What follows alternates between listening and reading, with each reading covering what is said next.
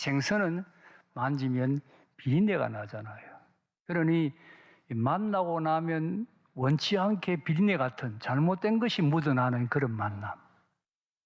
그게 의도가 아닌데 만나고 나면 싸운다든지 감정 상한다든지 안 좋은 일이 생기는 그런 만남, 생선 같은 만남. 만나지 않는 것보다 못한 만남, 잘못된 만남이라 그렇게 말했습니다. 조심해야 할 만남은 꽃송이 같은 만남이라 그랬습니다. 꽃송이는 볼 때는 아름답고 향기롭고 좋습니다만 얼마 안 가 시듭니다. 만날 때는 좋은데 향기로운데 기쁜데 얼마 안 가면 시들어버리는 만남, 조심해야 할 만남, 꽃송이 같은 만남이라 그랬습니다. 비천한 만남도 있는데 건전지 같은 만남이라 그랬습니다. 건전지는 안에 전지가 있으면 잘 보관하는데 전지가 다 떨어지면 가차없이 내다 버립니다. 그러니 내게 필요할 때는 만나는데 그 사람 나한테 필요하지 않다 싶으면 사정없이 내다 버리는 그런 만남, 비천한 만남, 건전지 같은 만남이라고 했습니다. 가장 아름다운 만남은 손수건 같은 만남이라고 했습니다. 손수건은 일하고 땀 흘리면 땀 닦아주고 슬퍼서 눈물 흘리면 눈물 닦아주잖아요. 그러니까 힘들 때 위로해주고 슬플 때 격려해주고 기쁨과 슬픔을 함께하는 그런 만남, 손수건 같은 만남, 아름다운 만남이라고 말했습니다. 확실히 우리 인생의 만남은 중요합니다. 많은 경우 만남이 우리의 행복과 불행을 결정합니다. 어떤 사람 잘못 만나가지고 고생하는 거 우리가 많이 봅니다. 그런가 하면 좋은 만남을 통하여 기쁨과 행복을 얻기도 합니다. 인생에는 좋은 만남이 중요합니다. 이런 점에서 저는 세상에서 가장 아름답고 가장 은혜로운 한 만남을 오늘 본문에서 볼 수 있다고 생각을 합니다. 우리 본문을 보면 한 한센병자가 나타납니다. 한센병, 옛날에는 문둥병이라고 하다가 또 나병이라고 하다가 지금은 한센병이라고 합니다. 한센이라는 세균학자가 이 병의 균을 규정했다. 그래서 한센이라는 사람이 병균을 규정한 병이다 해서 한센병이라 그렇게 부릅니다. 지금은 치료가 되고 또 완치도 됩니다만 여전히 불행한 병이고 비참한 병입니다. 주님 당시에 이스라엘 백성들에게 한센병은 지금 우리가 상상도 할 수 없을 정도로 비참하고 괴로운 병이었습니다. 걸리면 온몸이 썩어 먼저로 죽어가는 것은 말할 필요도 없고 더 괴로웠던 것은 이스라엘 사람들은 이것을 죄로 인해 걸리는 병이라 그렇게 생각했습니다. 사람이 병에 걸리면 의사에게 가잖아요. 그런데 레위기서를 읽어보면 이 병에 걸리면 의사에게 가는 것이 아니라 제사장에게 갑니다. 병을 판정하는 사람도 제사장이고 병이 나았을 때 판정하는 사람도 제사장입니다. 무슨 말이냐? 아예 이 병은 종교적인 병이라 그렇게 처음부터 생각을 했던 거예요. 죄 때문에 병에 걸린다 그렇게 생각한 겁니다. 그러니 한센병에 걸려서 그 외모가 나타나면 그것을 보고 이 사람은 속이 이렇게 더럽기 때문에 그 더러운 모습이 밖으로 이렇게 나타난 것이다 그렇게 생각했습니다. 그러니 여러분 한센병자를 얼마나 더럽게 여기고 얼마나 천대했겠습니까? 한센병자는 길거리를 가다가 다른 사람이 오면 자기가 먼저 스스로 나는 부정하다 소리를 질러야 했습니다. 사람들이 한센병자를 보면 멀리서 돌멩이를 집어던졌습니다. 버림받고 외롭고 비참하게 고독하게 그야말로 온몸이 썩어 문드러져 죽어갈 수밖에 없는 가장 고통스러운 병이 주님 당시에 한센병자였습니다. 생각해보면 현대인들에게도 나름대로 한센병자의 고통이 있습니다. 한센병자의 고통이 뭡니까? 첫째는 외로움입니다. 한센병자는 다른 사람과 함께 살 수가 없어요. 쫓겨날 수밖에 없어요. 산속에서, 굴속에서, 숲속에서 유리방황하면서 살아갑니다. 외로울 수밖에 없지요. 현대인들에게도 외로움의 고통이 있습니다. 남에게 말 못할 고민이 있고 아무도 알아주지 않는 외로움이 있습니다. 많은 사람들과 어울리지만은 마음은 여전히 외롭습니다. 여러분 어떻습니까? 외롭지 않습니까? 현대인들에게 나름대로 외로움의 고통이 있습니다.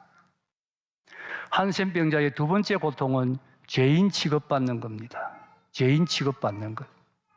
유대인들에게 공식적인 죄인이 둘 있지요. 뭡니까? 세리와 죄인, 세리와 창기. 그러나 한센병자는 세리와 창기하고는 차원이 다른 정말 죄인 중에 죄인이 한센병자였습니다. 가장 더러운 죄인이 한센병자였습니다.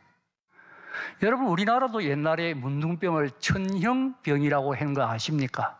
우리나라도 문둥병을 천형병, 하늘이 형벌을 준 병이다. 어떻게 하늘이 벌을 주지 않고는 저런 끔찍한 병에 걸릴 수 있느냐, 그런 생각에 한센병을 우리나라도 옛날에 천형병이라고 불렀어요. 유대인들은 더 했어요.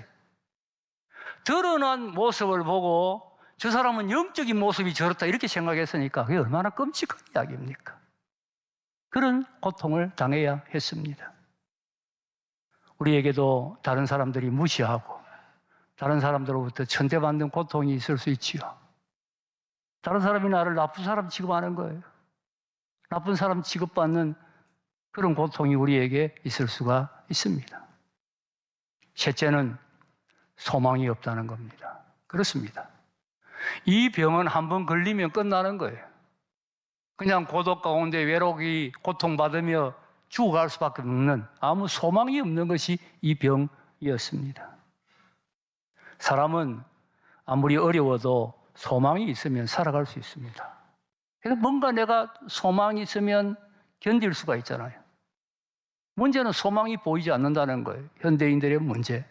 여러분, 우리나라 자살률이 OECD 가운데, 국가 가운데 1위지 않습니까? 1위 된 지가 제법 됐지요. 왜 자살합니까? 앞이 안 보인다는 거예요. 앞이 보이지 않기 때문에, 아무리 생각해도 앞이 보이지 않고 절망할 수밖에 없기 때문에 자살을 하게 된다는 겁니다. 놀라운 통계를 하나 봤는데요. 의사의 자살률이 일반 사람들의 자살률보다 높답니다. 의사, 다 존경하잖아요. 경제적으로 문제 없잖아요. 환자는 의사 보면 그야말로 하나님에게 매달리듯이 날 좀 살려달라고 의사를 의지합니다. 근데 막상 의사는 자기 문제를 해결할 길이 없다는 거예요. 자기 앞에 보이지 않는다는 거예요. 그래서 의사가 여러분 자살을 한다는 이야기입니다. 여러분은 혹 이런 절망 가운데 있지는 않습니까? 현대인들은 다 이런저런 크고 작은 한센병자의 문제를 안고 살아가고 있습니다. 본문에 이 한센병자가 예수님께 나옵니다. 먼저 생각해야 할 것은 이 사람이 어떻게 예수님께 나올 수 있었을까 하는 것입니다. 자, 예수님 그동안 많은 병자 고쳤습니다. 그러나 한센병자는 그걸 알 수가 없잖아요. 왜? 단절되어 있기 때문에. 다른 사람과의 접촉이 끊어져 있기 때문에. 지금처럼 신문이 있고 텔레비전이 있고 방송 매체가 있던 때가 아닙니다.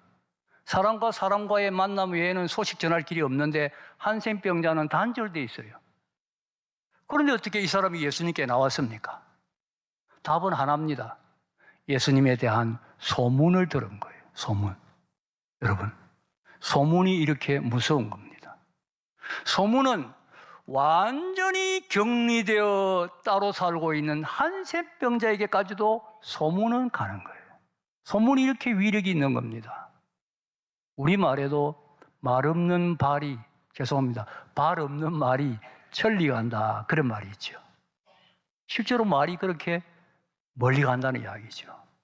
지금같이 통신매체가 발달한 이 시대의 소문은 더 말할 필요가 없습니다. 얼마나 소문이 빠르게 힘있게 넓게 전파되는지 모릅니다. 그러니 여러분, 좋은 일은 소문내야 합니다. 하나님이 우리 가정에 은혜를 베풀어 주셨다. 하나님께서 우리 자녀들에게 은혜의 역사를 하셨다. 이거 자랑하자는 이야기가 아니에요. 은혜를 간증하자는 거지요. 좋은 이야기.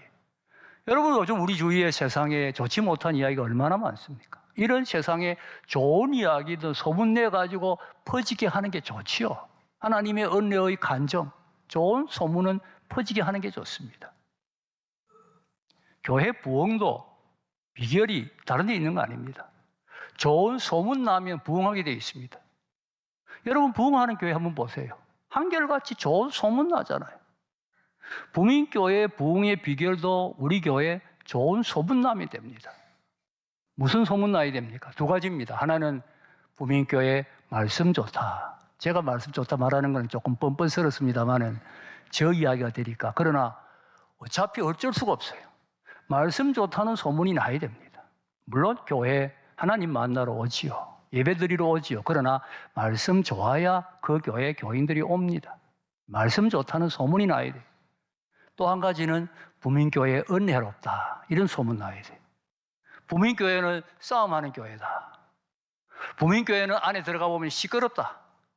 이렇게 소문나면 여러분, 교회가 부흥이 되겠습니까? 부흥이 안 되지요. 부민교회는 은혜롭다. 그래서 말씀 좋다, 은혜롭다. 이 두 가지 소문날 때 교회가 부흥되게 되어 있으면 이 소문은 열심히 내야 되는 거예요. 적극적으로 소문을 내야 됩니다. 자, 그 다음 문제는 이 한센병자가 소문을 들은 다음입니다.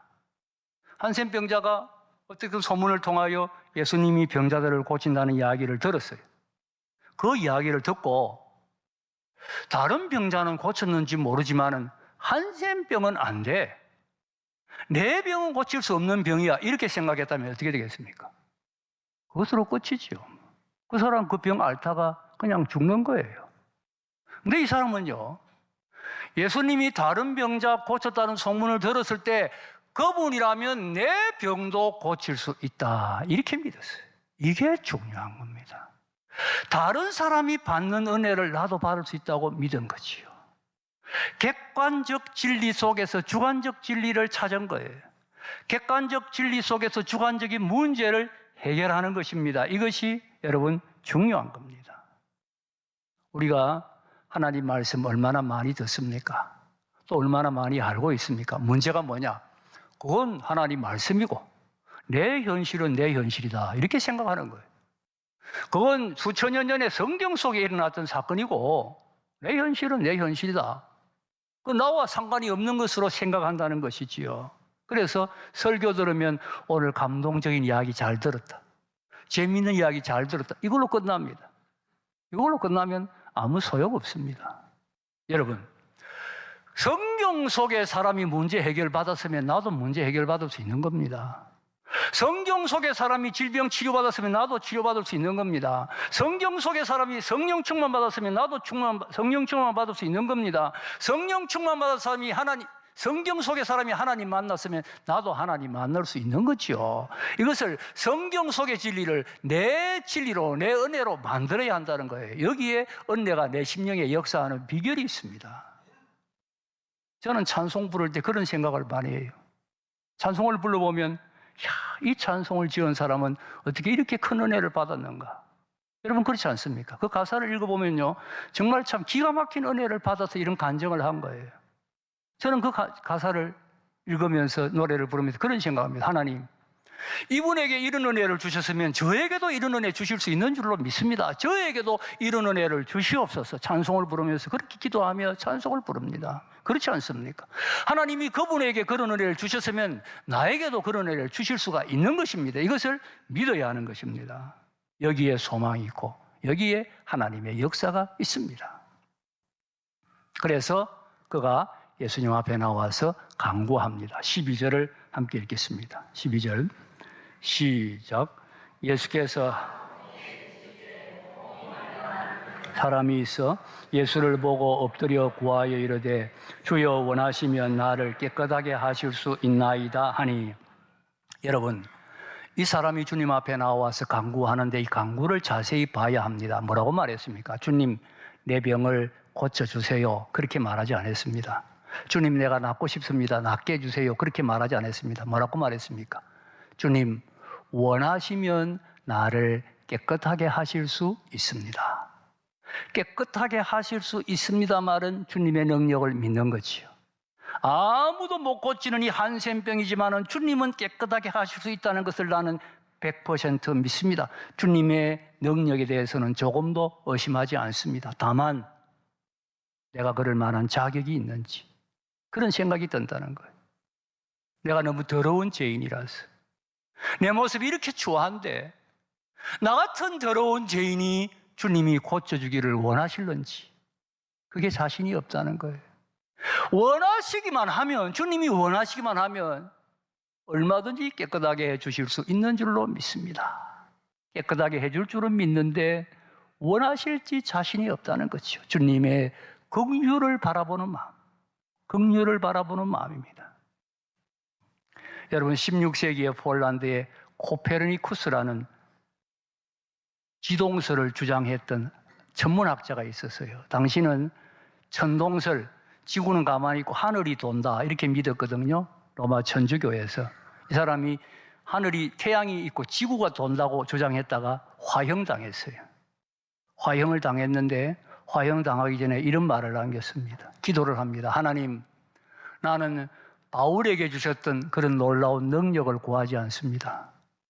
하나님, 나는 베드로에게 주셨던 그런 특권을 구하지 않습니다. 하나님, 나는 주님 십자가에 못 박히실 때 한편에 달렸던 그 강도에게 베푸셨던 그 긍휼을, 오직 그 긍휼을 구합니다. 주님은 이런 마음을 기뻐하십니다. 이런 자에게 은혜를 베풀어 주시지요. 주님 이 한센병자에게 어떻게 하셨습니까? 13절을 함께 읽겠습니다. 13절 시작.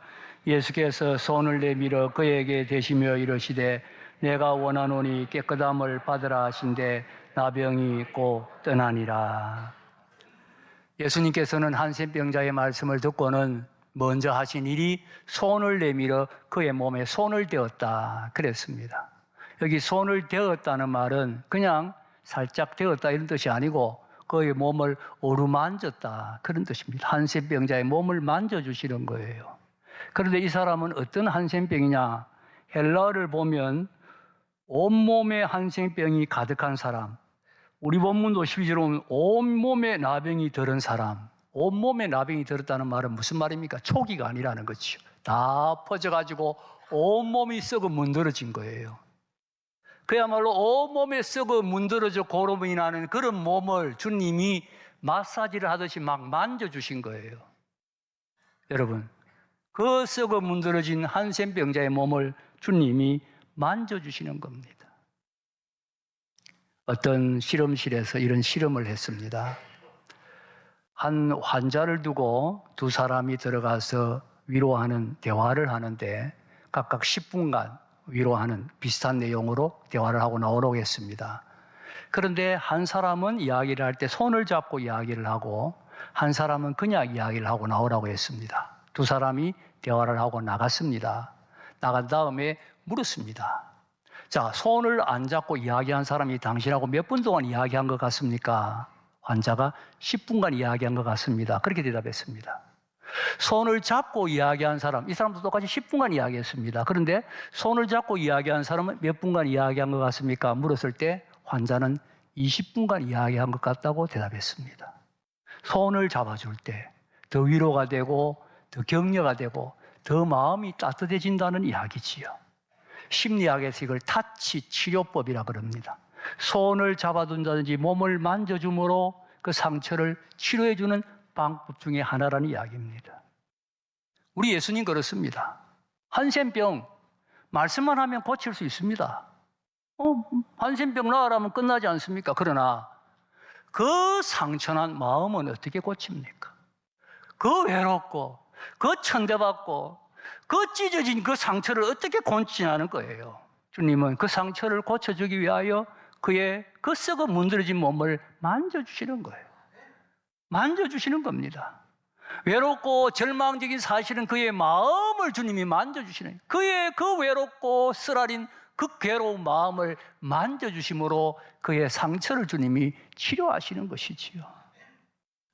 록펠러에게 이런 일화가 있습니다. 록펠러가 출근을 하는데 출근하는 길에 거지가 한 분 있어요. 록펠러가 늘 출근할 때마다 거지에게 돈을 한 푼 줍니다. 장애인 거지인데 거지도 늘 이렇게 구걸을 받다 보니까 이분이 누구라는 걸 알고 있는 거예요. 알고 있는데 하루는 록펠러가 출근을 하다가 이 거리를 보고 한 번 주려고 지갑을 여니까 돈이 없는 겁니다. 그래서 거리를 부르고 형제여, 오늘은 미안하오. 오늘은 내가 가진 것이 없어. 오늘 내가 줄 수 있는 것이 이것밖에 없어 하고 손을 내밀었습니다. 손을 내밀으니까 거지도 손을 내밀은 거예요. 그래서 손을 꼭 잡아주었습니다. 그랬더니 그 거지가 눈물을 흘리면서 한다는 말이, 선생님 같은 분이 내 손을 잡아주시다니요. 저는 오늘 내 평생에 잊을 수 없는 가장 감격적인 선물을 받았습니다 하고 감격의 눈물을 흘렸다는 이야기가 있습니다. 여러분 한번 생각해 보세요. 예수님이 한센병자를 어루만질 때 그 마음이 어땠겠습니까? 그가 한센병에 걸린 이후로 아무도 그의 몸을 만진 적이 없습니다. 사람들은 전부 보면 돌멩이 집어 던졌습니다. 그런데 한센병 걸린 이후에 누가 처음과 그의 몸을 만져주는데 그분이 예수님이에요. 그것도 그냥 만져주는 게 아니라 온몸을 쓰다듬듯이 어루만져주는 겁니다. 여러분, 주님이 이분의 몸을 만져줄 때 마음이 어땠겠어요? 마음이 다 녹아내리는 거죠. 그동안의 외로움과 그동안의 쓰라림과 그동안의 분노와 상처, 모든 것이 다 녹아내리고 마음이 다 치유되는 겁니다. 주님은 만져주심으로 그의 영혼을, 그의 마음을 먼저 치료하고 계시는 것이죠. 마음을 다 치료하시는 것입니다. 아마 감사의, 감격의 뜨거운 눈물이 그의 눈에서 흘러내렸을 것입니다. 주님은 우리를 사랑하실 때 하늘나라에서 멀리 쳐다보시고 그냥 사랑하는 거 아닙니다. 우리를 사랑하기 위하여 사람이 되셔서 이 낮은 세상에 오셨고 십자가에서 생명까지 희생하심으로 우리를 사랑하시지 않습니까? 우리의 고난당하는 자리, 우리가 아픔을 당한 자리, 그 자리 현장에까지 오셔서 내가 괴로워하는 그 자리에 내 아픔을 같이 당하시면서 주님은 나를 사랑하시지요. 사실 유대인들 율법에 의하면요, 한센병자를 만지면 한센병자와 같이 부정한 사람이 됩니다. 예수님은 부정한 자리에 내려가시면서 그의 아픔을 함께 체험하면서 그의 몸을 어루만져 주시는 것입니다. 이것이 주님의 사랑입니다. 오늘 우리의 아픔의 고난의 현장에 오셔서 우리를 만져주신다는 말씀이에요. 이렇게 마음이 치유된 다음 주님이 말씀하십니다. 내가 원하노니 깨끗함을 받아라. 한센병자 말했습니다. 원하시면 깨끗할 수 있는 줄로 믿습니다. 예수님 말씀하십니다. 내가 원하노니 깨끗함을 받으라. 내가 왜 원치 않겠느냐? 내가 왜 원치 않겠느냐? 내가 너를 얼마나 사랑하는데, 내가 나중에 너를 위하여 십자가를 질 것인데 내가 너를 왜 사랑하지 않겠느냐? 내가 원한다. 내가 원하니 깨끗함을 받아라. 여러분, 그렇습니다. 주님이 왜 내 죄 사해 주기를 원치 않겠습니까? 주님이 왜 내 문제 해결해 주기를 원치 않겠습니까? 주님이 왜 내 병 고쳐주기를 원치 않겠습니까? 주님이 왜 내게 성령 충만 주시기를 원치 않겠습니까? 얼마든지 원합니다. 주님은 원하십니다. 원하노니 깨끗함을 받아라. 주님 말씀하십니다. 여러분, 한센병자와 예수님의 대화를 연결시켜 보세요. 원하시면 깨끗하게 하실 수 있습니다. 원하노니 깨끗함을 받아라. 여기에 주님과 우리의 가장 아름다운 만남이 있습니다. 여기에 주님 오늘 우리에게 주시는 가장 은혜롭고 가장 복된 축복의 역사가 있습니다. 오늘 우리에게 어려움이 있습니다. 괴로움이 있습니다. 아픔이 있습니다. 비난받는 괴로움, 말 못할, 남에게도 이야기할 수 없는 그런 아픔들이 있습니다. 주님 앞에 나와서 겸손히 고백하십시오. 원하시면 깨끗게 하실 수 있습니다. 주님 우리에게 말씀하십니다. 원하노니 깨끗함을 받으라. 내 상처 만져주시며 내 아픈 자리에 내려오셔서 원하노니 깨끗함을 받으라 말씀하십니다. 이 말씀 속에 오늘 우리가 누릴 은혜가 있습니다. 주님의 이 음성 들으시고 이 음성 속에서 모든 문제 해결받는 여러분 다 되시기를 주님의 이름으로 축복합니다.